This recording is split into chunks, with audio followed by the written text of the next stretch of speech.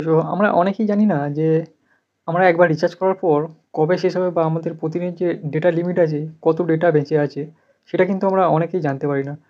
তো তার জন্য অনেকেই অ্যাপ ইউজ করে। তো অ্যাপ ইউজ না করে কিভাবে আপনি শুধুমাত্র উম কল সেটিং থেকে আপনি সমস্ত কিছু জানতে পারবেন।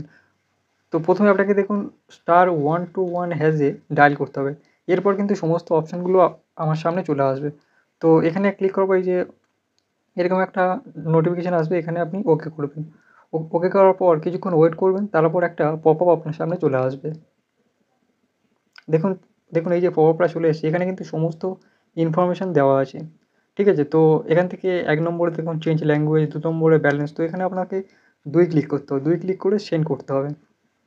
করলে কিন্তু আপনার এখানে যে ডেটা ব্যালেন্স আছে, আপনার ট্যাক্স সম্পর্কে কিন্তু সমস্ত কিছু এখানে ইনফরমেশন দিয়ে দেবে। দেখুন ভ্যালিডিটি হিসেবে ২৬/৭/২০২৫ এবং যে ডেটা আছে দেখুন ৩ নম্বরে ৩,৩13.৩ এমবি ডেটা আছে। এই সমস্ত ইনফরমেশন কিন্তু এরকমভাবে আপনি পেয়ে যাবেন, শুধুমাত্র একটি ক্লিক করে।